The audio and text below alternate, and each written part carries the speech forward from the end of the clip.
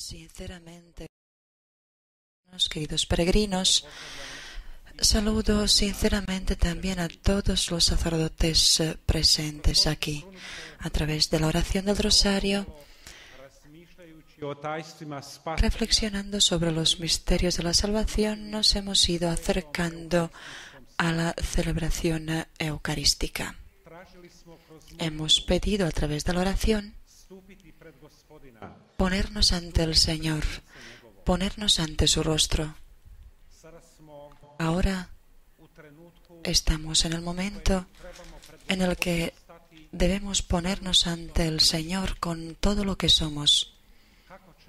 ¿Y cómo llegaremos al Señor? ¿Cómo llegaremos ante Él? El salmista lo dice de la siguiente forma: Yahvé, tú me escrutas y me conoces, tú sabes cuando me siento y cuando me levanto, tú conoces mis pensamientos desde lejos, si estoy tumbado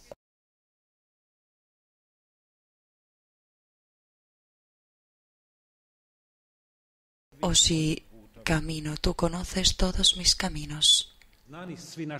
Ya que el Señor conoce todos nuestros caminos y nuestra persona, nosotros de nuestra parte descubramos nuestro rostro ante Dios, descubramos ante Dios nuestra persona y descubramos ante Dios que hemos escondido de Él y nos dolía a nosotros o a los prójimos o nos apartaba de Dios.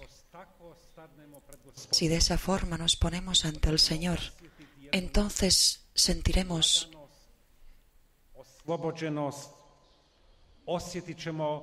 la ligereza, la libertad y sentiremos que el Señor nos acoge alegremente y se alegra porque hemos venido esta noche a Él. Arrepintámonos de nuestros pecados y pidámosle al Señor el perdón.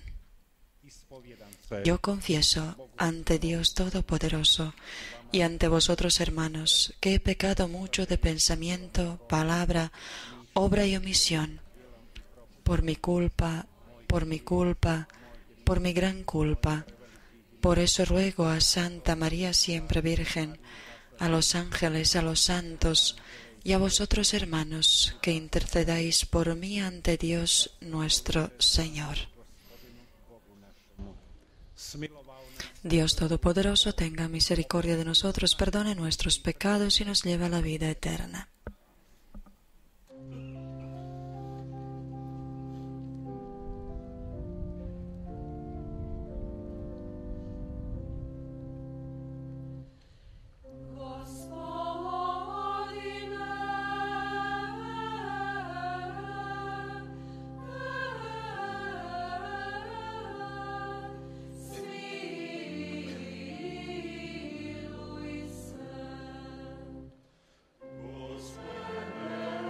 Señor, ten piedad.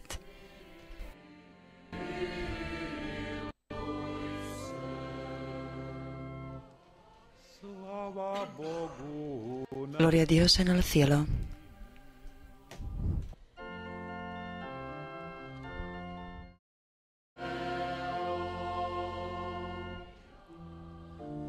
Domine Filii unigenite, Iesu Christe, Domine Deus, Agnus Dei, Filius Patris, qui tollis peccata mundi, miserere nobis, qui tollis peccata mundi, suscipede precationem nostra.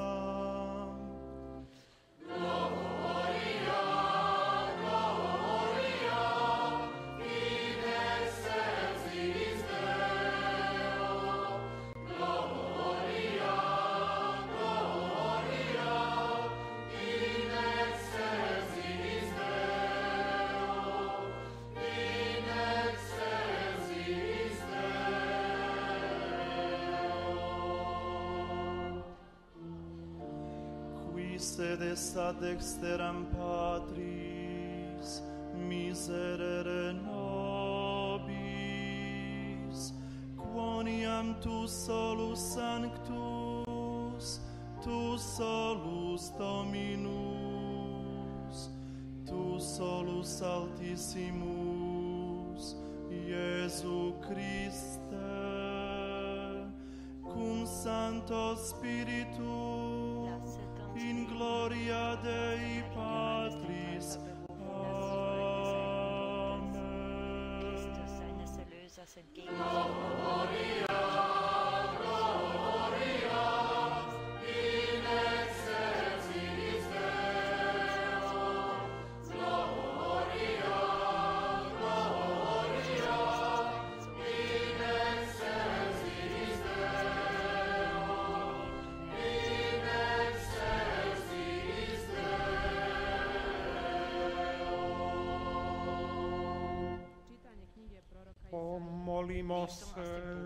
Oremos. Oh Dios, que suscitaste a San Juan Bautista para que preparase a Cristo el Señor, un pueblo bien dispuesto, conceda a tu familia el don de la alegría espiritual y dirige la voluntad de tus hijos por el camino de la salvación y de la paz. Por nuestro Señor Jesucristo, tu Hijo, que vive y reina contigo en la unidad del Espíritu Santo y es Dios por los siglos de los siglos.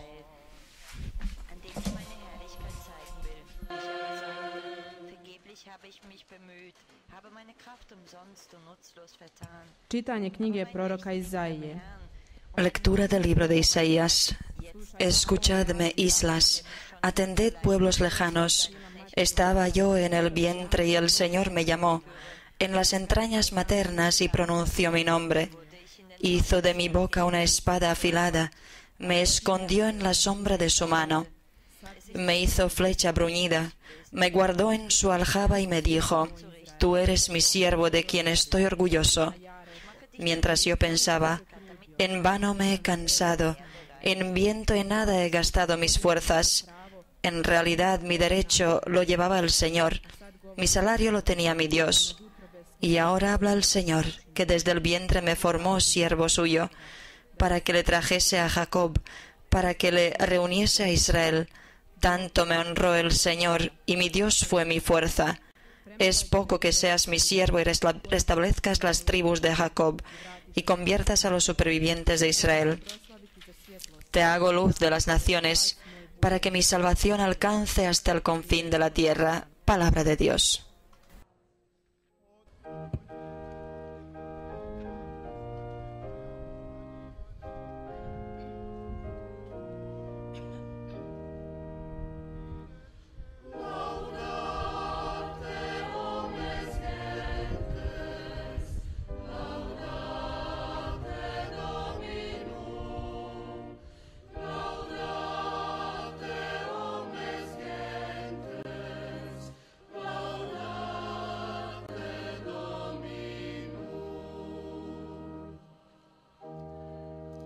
Ljubavi Tvojoj, Gospodine, pjevat ću do vijeka. Od pokoljenja do pokoljenja usta će moja obznanjivati vjernost Tvoju. Ti reče, zauvijek je sazdana ljubav moja. Señor, tú me sondeas y me conoces cuando me siento, me levanto. De lejos penetras mis pensamientos, distingues mi camino y mi descanso. Todas mis sendas te son familiares.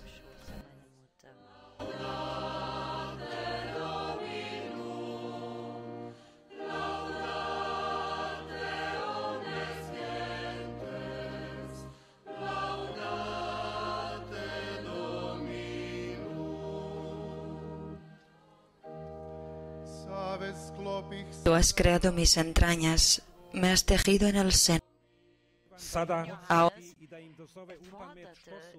Ahora, cuando de muchas maneras y muchas veces habían traicionado las promesas que habían dado a Dios, el profeta comienza a preparar el regreso a Dios, el regreso a la alianza con Él. Un motivo más, y lo más importante, es que el tiempo de la promesa se ha acercado, la hora de la venida del Mesías. Se iba a Juan para recibir el bautismo y la enseñanza, el bautismo de penitencia y de conversión. El bautismo de Juan exigía la disponibilidad al cambio público del rumbo de la vida. Por eso se ponían en fila delante de Juan, y eso públicamente. Jesús también lo hará. El mensaje de Juan se refería al cambio de la opinión en los asuntos de la justicia y la responsabilidad social, del comportamiento en la sociedad, especialmente en la relación con Dios. Preparad el camino para el Señor, él repetía. Desde la relación renovada con Dios proviene el cambio en el corazón y en la cabeza. El hombre de por sí no es capaz de él. El mensaje de Juan y su espiritualidad son de naturaleza penitencial. Sin la vida penitencial no hay vida en general, y eso es lo que ponía Juan en el corazón de sus oyentes. Él mismo vivía una vida austera, privándose de cualquier lujo y cualquier abundancia, y sin embargo tenía la oportunidad tanto de uno como del otro. Jesús por eso dirá: ¿qué habéis venido a mirar? La paja que tambalea el viento, al hombre vestido según la moda, esos no están aquí. Hermanos y hermanas, hoy cada vez más hay más voces, no solo de la Iglesia, sino de la boca de aquellos que no creen que el tiempo de hacer cortes se ha acercado. La abundancia, dicen, no es de largo durar. Especialmente eso se refiere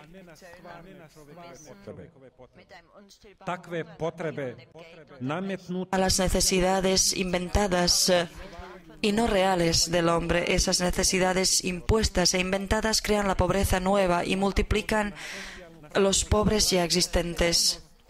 La llamada de Juan a la justicia, a la responsabilidad social, cuando dice: el que tenga 2 vestidos, que dé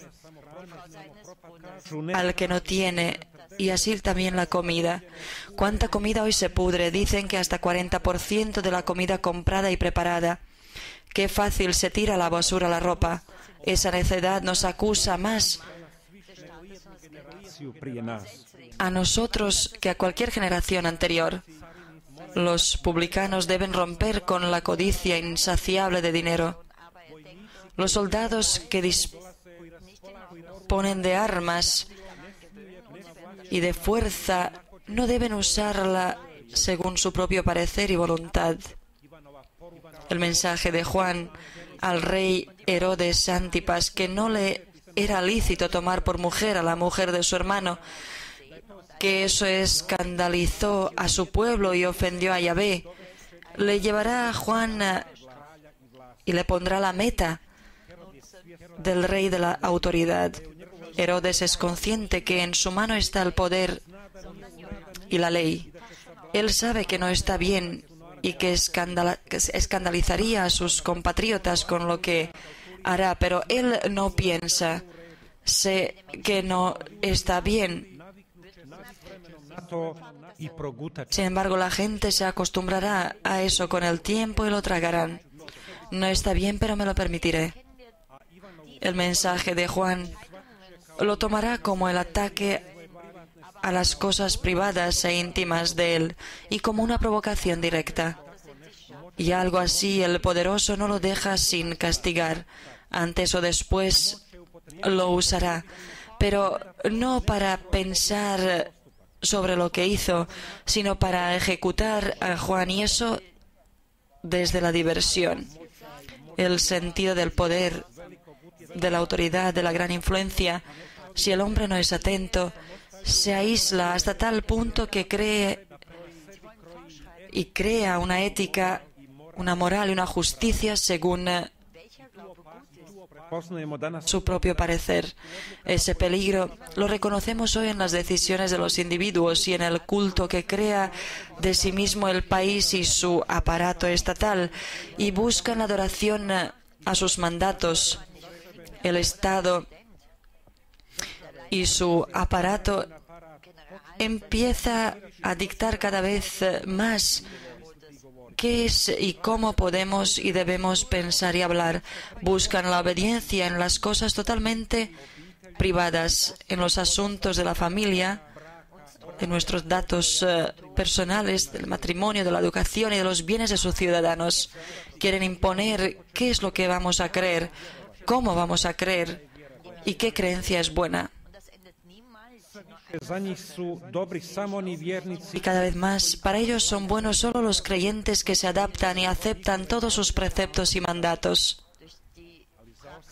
Pero para el sentido del poder no hace falta hacerse ni el rey, ni el presidente, ni el jefe, ni el general, ni el director. Es suficiente pensar como Herodes: lo que hago no está bien, pero aún así me lo voy a permitir. Un cómico dice: nos amenaza la muerte de estar exentos de nosotros mismos continuamente, en realidad de ser demasiado blandos con nosotros mismos, porque eso no acaba nunca en una sola cosa. La decisión de Juan, a costa de vida, no cerrar los ojos ante la práctica y el poder de Herodes, nos debe hacer muy cautelosos en estas cuestiones. Ningún sistema estatal es eterno. Todos son pasajeros. No hay que adherirse a ellos ciegamente, especialmente nosotros los cristianos, ni ser sus esclavos, porque todos los que se consideraban eternos y definitivos acabaron. La Iglesia se ha quemado muchas veces al respecto. Por tanto, cuidado. Jesús dirá los mayores elogios sobre Juan, pero Juan no estaba del todo seguro con respecto a Jesús y no permitirá que siga sin comprender. A la pregunta directa de Juan, ¿quién era él, el Mesías o había que esperar al otro?, Jesús le indicará las Escrituras al profeta Isaías: los ciegos ven, los leprosos quedan limpios, a los pobres se les anuncia el reino de Dios. Así que Juan tendrá que responder por su propia cuenta a la pregunta sobre quién es Jesús. No recibió la respuesta hecha de Jesús. Tendrá que llegar a la conclusión él solo a base de la Escritura. El bautismo de Juan estaba conocido entre los judíos, no solo en Palestina, sino también entre la diáspora judía. El bautismo recibido de Juan será muy importante en la Iglesia joven. San Pablo en Éfeso encuentra un grupo de cristianos que a base del bautismo de Juan reconocieron el momento de la visita de Dios en Jesús. Ellos todavía no habían oído de la existencia del Espíritu Santo, pero el bautismo de Juan les abrió los ojos y el corazón para el Evangelio de Jesús. A Éfeso viene de Alejandría un judío llamado Apolo, bien entendido en las Escrituras, bautizado con el bautismo de Juan, empieza a predicar a Cristo. El entusiasmo en el que se le consideraba a Juan el posible Mesías, Juan no lo aprovechará para su propia promoción. Él promueve, sin embargo, la venida de uno más fuerte que viene detrás de él, al que no es digno de desatar las correas de sus sandalias. Juan está totalmente inmerso en la misión de Dios y toda su persona está implicada en una tarea, la tarea divina. Por eso San Jerónimo, el dálmata, dirá de él: ese marido es santo y es sacerdote. Todos sabemos que aquí no solo se celebra San Juan Bautista, y sabemos que precisamente en esta solemnidad, al atardecer el año 1981, esta parroquia, la parroquia de Medjugorje, después de 100 años de su existencia, se ha encaminado hacia un futuro un tanto peculiar e inseguro. Después de los primeros testimonios de los 6 videntes de la aldea de Bijakovići, la reacción de todos era: no he oído ni visto nada, no sé nada. Pero los testimonios repetidos de los videntes se difundieron pronto y empezaron a venir los peregrinos y los encuriosidos. Las autoridades, sin estar preparadas para tales acontecimientos, respondieron con las medidas de prohibición, de guardias, de policía, de juicios, de burlas, de largas campañas de los medios de comunicación, y llamando cosas por nombres que no tenían. De los más vistos, destacados de la vida de la política, medios y de la vida social y pública, son pocos los que no han probado sus fuerzas y posibilidades en Medjugorje. La Iglesia estaba sospechosa, cautelosa y miedosa. Aún así, el obispo local al inicio tomó bajo su protección a los videntes y a los frailes. Los videntes estaban convencidos de sus visiones, los parroquianos aceptaron los acontecimientos con firmeza y sufrieron por ellos cuando hizo falta. Poco a poco los frailes estaban seguros de saber de qué se trataba. Los peregrinos sabían lo que buscaban, y así comenzó lo que hoy se conoce bajo el nombre de Medjugorje en el mundo entero. Pero todo eso son los comienzos y el pasado. Sin embargo, ¿de qué hay de hablar? ¿De qué hay que hablar hoy y cómo? ¿Qué hay que hacer hoy y qué no? Es la cuestión central de esta solemnidad de las vísperas del aniversario de las apariciones de la Virgen. Este es el lugar de Juan a la otra orilla del Jordán. Este lugar donde estamos nos recuerda lo que significa, y los acontecimientos nos hacen pensar. En este lugar tomamos las decisiones por Dios y por la Virgen, y prometimos que rezaríamos, ayunaríamos, que no viviríamos irreconciliados con nuestros hermanos, que haríamos todo por la paz, que no permitiríamos al pecado que crezca en nosotros, que celebraríamos el domingo como es adecuado para los cristianos, que la cruz y la Biblia serían nuestros maestros. Evidentemente, lo que escuchamos de Juan Bautista, lo que nos enseña el Santo Evangelio, encontramos y es el contenido de la espiritualidad proveniente de los mensajes de la Virgen, porque es inesperadamente grande el número de los peregrinos que nos dicen que a través de Medjugorje volvieron a Dios, conocieron a Dios y a Jesucristo, y no debemos llamarles huéspedes, sino los nuestros, porque si les llamamos forasteros o huéspedes, eso desvaloriza sus experiencias y sus motivos.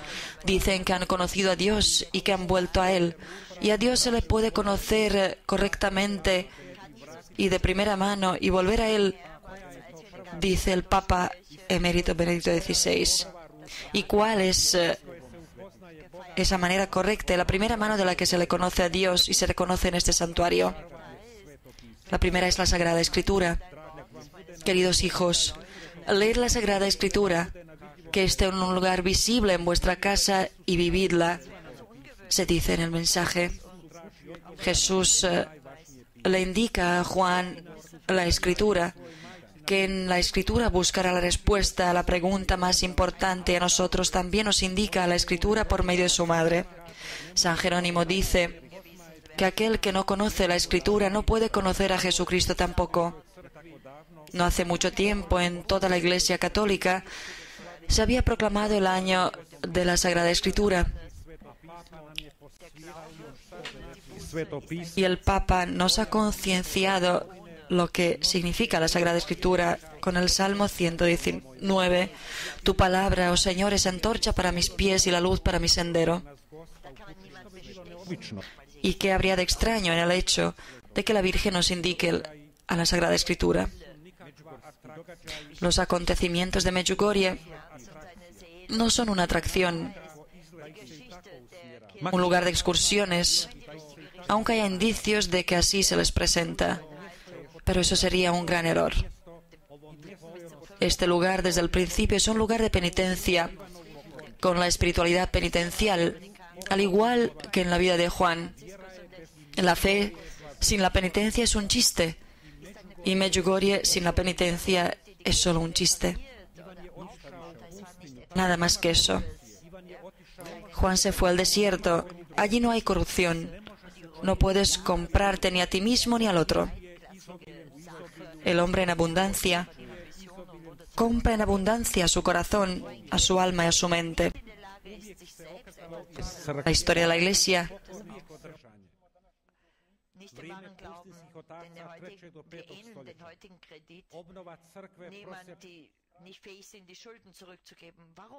siempre volvía para la recta dirección solo con la postura penitencial. El tiempo de los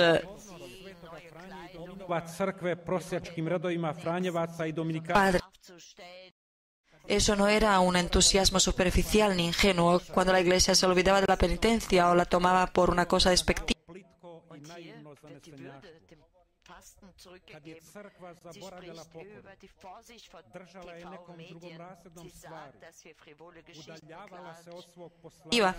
Se alejaba de su misión y se convertía en una empresa. Donde el hombre, el cristiano, no es capaz de privarse de nada, allí no hay fe verdadera. Entonces nos parecemos a los deudores de hoy que no consiguen devolver la deuda. ¿Por qué? No son capaces de privarse de fiestas, del móvil, de la gasolina, o de menos gasolina, de la ropa nueva, de aparentar ante la gente, y permanecen los deudores perpetuos. ¿Pero acaso es indigno del hombre privarse de algo? Hoy en la ciencia se hace pregunta: ¿acaso se puede hacer todo lo que uno es capaz de hacer? La respuesta es clara: no, no se debe. Y eso no le molesta a nadie. En vez de prohibir lo prohibido, como se propaga desde hace tiempo, la Virgen dice que no está prohibido prohibir algo a uno mismo o privarse de algo. Y habla del ayuno los miércoles, los viernes. Y aquí se recupera la dignidad del ayuno. Habla de estar cautelosos ante la tele, los medios de comunicación. Habla de cómo hay que renunciar las verboreas, las críticas. En vez de eso, que aprovechemos el tiempo de manera más natural, más humana, y en la conversación y oración. La vida penitencial suele doler. Los ex-adictos tenían que volcar totalmente, invertir su manera de comportarse anterior. Una mañana, mientras estábamos desayunando en el año 1993, se nos acercó el difunto Fray Slavko Barbaric y con él un hombre joven descalzo. Fray Slavko nos contó que aquella mañana le había encontrado, y era el mes de noviembre, hacía mucho frío. Le encontró en el monte de la Cruz, como descalzo subía el monte. Cuando llegaron hasta la cruz, el padre Slavko le preguntó por qué estaba descalzo, si alguien en su familia estaba enfermo, por qué desgracia lo hacía y por quién lo hacía. Y le dijo: ¿por qué no vienes a tomar un café con nosotros? Y ese hombre le respondió: nadie está enfermo en la familia, no estamos pasando por ninguna desgracia, pero, oh padre, si usted supiera lo bestia que era yo y cuánto sufrió mi mujer y mis hijos por mí, esto es demasiado poco.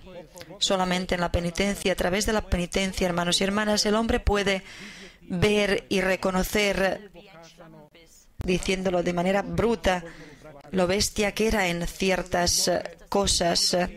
Todo lo demás sería la corrupción de la propia alma y el soborno de la propia alma.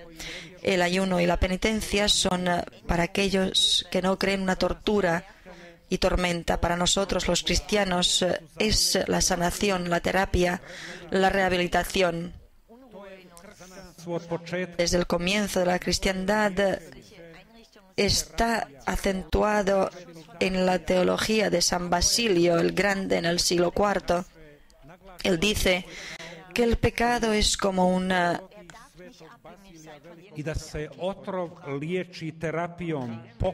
mordisco de la serpiente y que el veneno se quita con la terapia, con la penitencia y no esperando a ver qué va a hacer el veneno. La penitencia es reparar la vida, es someterse y controlar todo lo que introduce el desorden en la incredulidad. Los cristianos no dependen de la opinión pública, no debe depender de las encuestas y no se va a alegrar por el aplauso, pero todos los que dependen de esas cosas son de poco durar. El cristiano debe mantener en sí mismo algo profético, si no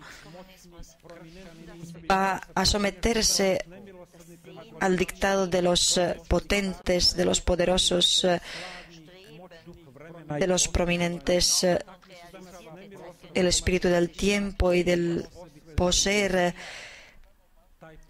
hace más pequeño el espacio para Dios el Creador, o se apodera de él totalmente. Ese espacio se puede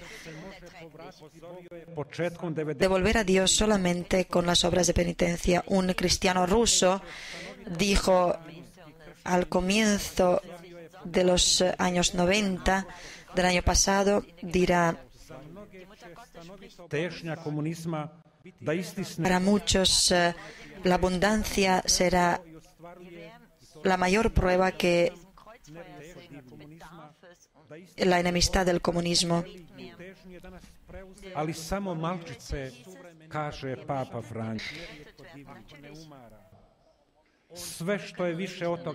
El capitalismo contemporáneo ha tomado el lugar del comunismo de entonces.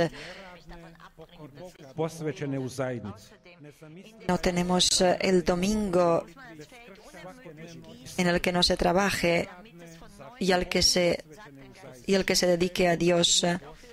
La Virgen habla continuamente de la oración diaria con alegría en el corazón. ¿Por qué? Porque cuanto más estamos expuestos al fuego, la oración la necesitamos más. En la iglesia temprana se decía: el que ora a la Virgen María, la Madre del Señor y nuestra Madre, ha tenido que pasar sola por el camino de la fe, de la inseguridad y del crecimiento en la fe. Tuvo que pasar por el camino que antes que ella no pasó ninguna mujer. Para los acontecimientos que tuvo que pasar ella no había ninguna literatura, no había experiencias en las que podía apoyarse, no había consejeros ni consejos que le pudiera ayudar, ni léxicos ni manuales. Y ella pasó por ese camino y sabemos quién es María. En su servicio a la salvación de Dios se ha realizado y renovado el hombre.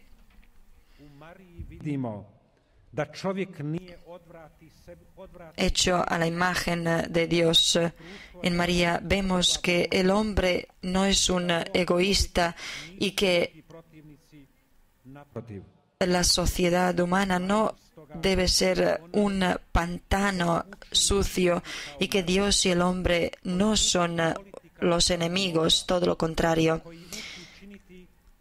Por eso a María la venera aquel que aprende a pensar como María, aquel que aprende a orar como ella oraba, aquel que hace como ella hacía. Eso es reconocerla a Dios, eso es reconocerla a María. Todos los demás reconocimientos no tardarán en llegar si nuestras fuerzas las dirigimos en esa dirección, y que en todo ello nos acompañe la intercesión de la Reina de la Paz. Creo en un solo Dios, Padre Todopoderoso, Creador del cielo y de la tierra, de todo lo visible y lo invisible. Creo en un solo Señor Jesucristo, Hijo único de Dios, nacido del Padre antes de todos los siglos, Dios de Dios, luz de luz, Dios verdadero de Dios verdadero, engendrado, no creado, de la misma naturaleza del Padre, por quien todo fue hecho, que por nosotros los hombres y por nuestra salvación bajó del cielo y por obra del Espíritu Santo se encarnó de María la Virgen y se hizo hombre, y por nuestra causa fue crucificado en tiempos de Poncio Pilato. Padeció y fue sepultado, y resucitó al tercer día según las Escrituras, y subió al cielo, y está sentado a la derecha del Padre, y de nuevo vendrá con gloria para juzgar a vivos y muertos. Y su reino no tendrá fin. Creo en el Espíritu Santo, Señor y dador de vida, que procede del Padre y del Hijo, que con el Padre y el Hijo recibe una misma adoración y gloria, y que habló por los profetas. Creo en la Iglesia, que es una, santa, católica y apostólica. Confieso que hay un solo bautismo para el perdón de los pecados. Espero la resurrección de los muertos y la vida del mundo futuro. Amén.